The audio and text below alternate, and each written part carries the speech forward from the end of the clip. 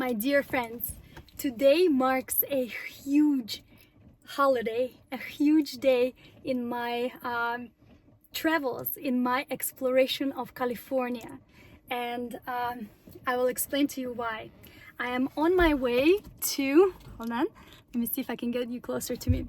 I am on my way to the Redwood Creek State Park, or Prairie Creek State Park, and I'm driving from Mount Shasta, and this time I'm not taking the freeway, but I'm driving alongside Klamath River. I'm going to drive through Yurok Reservation. I called and they gave me permission, and I could not tell you what it means to me to be driving by Klamath River today.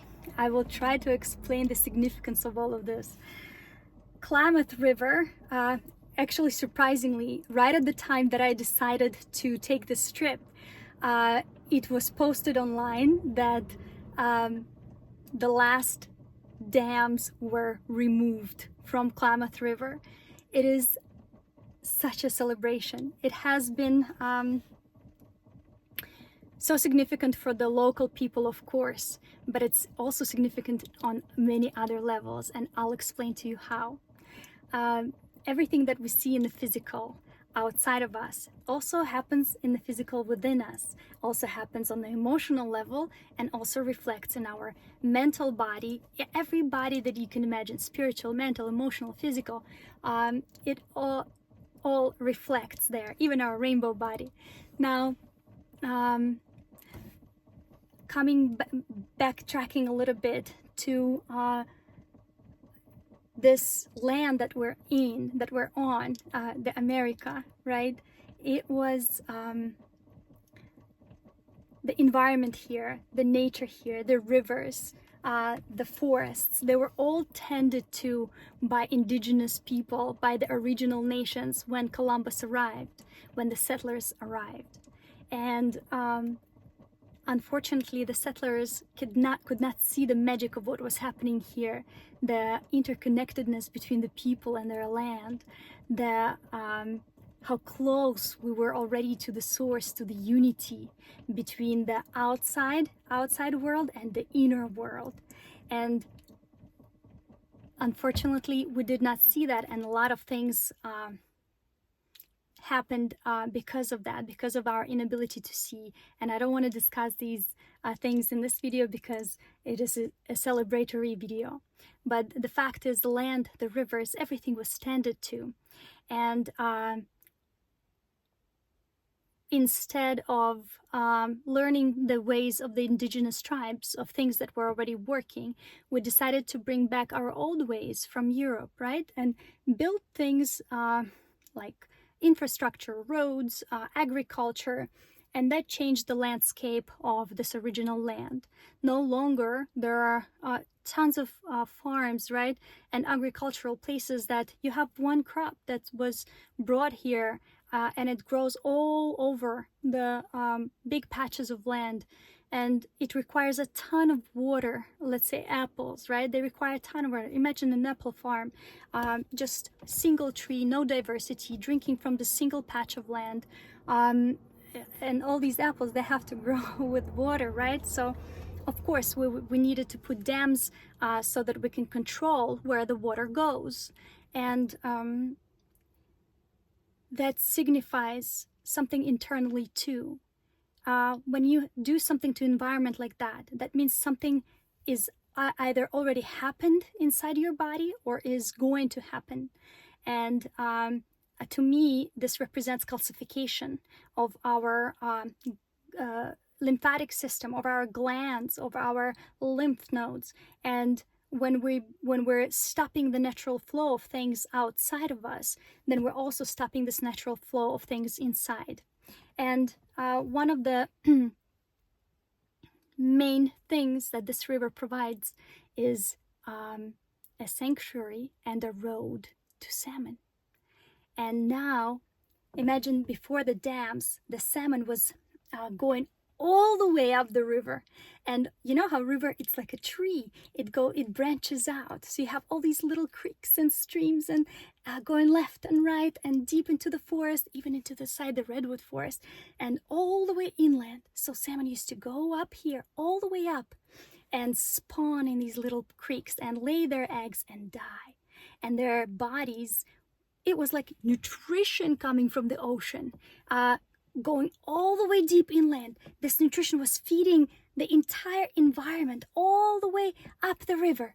And the bodies of the fish that died were, eaten by the animals or fished by the people, birds, insects. Everyone was fed far inland. And the carcasses of the salmon, which are full of nitrogen, they were like a moving nutrition that was bringing nitrogen to the trees and to all of the vegetation around the river.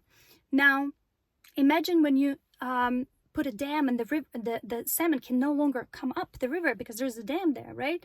So they're good jumpers, but not that great, not, over a dam. So they couldn't come back to their original places where they could spawn and bring the nutrition for all of us and all of the animals and all of the plants. So you can imagine what happened, since then, when the entire ecosystem was disturbed, right? Because it was not getting an adequate amount of nitrogen. So the removal of the dam, it allows for this nutritional flow to come back to our environment. But not only that, what it does, it allows for the nutritional flow, for the energetic flow, because it reflects in the mental and the spiritual. It means that this energy that was originally here, right, it is now able to come back to its original spot, something that we have closed within us, something that calcified within us. That calcium is now removed. It signifies this removal of the dam. It means that collectively something is happening within us, that this calcification is being removed, and that all these this original divine flow of nutrition, this original information is now going to be able to get deeper in, higher up within our bodies, within our minds, within our emotions, our spiritual bodies. So what that means, imagine that salmon are like your little thoughts and ideas, right? And they used to go all the way up and fill up your body, and they would spawn, and the little babies would grow up, and then they would go into the vast ocean of ideas, right? And then at some point come back and give birth to new ideas within you. But we've blocked something. Imagine we've blocked something within our amygdala, right? Like putting a dam, calcifying a gland, and for some reason the fish is not coming back. The fish is not, all these big ideas. We have them, and then they leave and they don't come back. And everything changed. Now, to me, this removal of the dam signifies that now we're getting back these original divine ideas. This original divine flow is going to be normalized again. Means that these ideas that we once left and couldn't come back, they're going to come back to us now, and they're going to fall in love with each other, and they're going to create many new babies, many new ideas. And then these old ideas are also going to maybe die and give birth and give growth to our environment, our body, our mental body. Everything works like this. Behind everything in your environment stands an energetic blueprint, and it echoes into every body. Your mental, spiritual, physical, emotional, and your rainbow bodies, your monad. So for something like this, for this victory to be won within the physical, and for, of course, all the beautiful energy and nutrition that it will be able to bring, this removal of the dam will be able to bring to the local people and to the local animals, local birds, local insects, and local trees and local bushes and all the flowers. You know, it's besides all of that, just think of what we have just gained back. This is a huge victory for all of us, for all the people of this land, and for entire humankind. And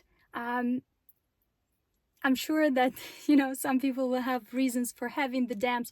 Of course, there's, there's going to be a talk about that, but this is a celebratory video, and I see how this works on many different levels, how deep it goes. And today I want to celebrate, and I want to encourage you to look deeper into these structures that we've built over natural things and how they represent our internal body and what we might have imposed over something natural, calcified something that meant to run free, that meant to allow this flow of ideas, this divine flow of creativity pass through our entire body. Think about that, and think whether there is something you can get involved with of changing back to the way it's supposed to be. Learn about it, or maybe, you know what, let me I'll learn about these things and pass them on to you in form of tales and little videos like this. All right, everyone. I hope I have spread a little bit of my excitement onto you, because this feels incredible.